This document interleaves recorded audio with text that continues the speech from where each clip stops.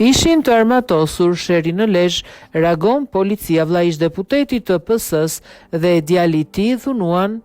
Policia e Lezhës ka dhënë informacionin zyrtar në lidhje me sherin e ndodhur ditën e sotme në një lokal të qytetit ku mbeti plagosur Nikolin Marku dhe kushëriri i tij. Sipas policisë, rreth orës 12:30 në ambientet e një lokali shtetasit GM 41 vjeç dhe Nikolin Marku 41 vjeç kushërinj dyshohet se janë konfliktuar për motive të dobta me shtetasit Gëzim Ndoka rreth 53 vjeç dhe KN rreth 20 vjeç Babe Bir.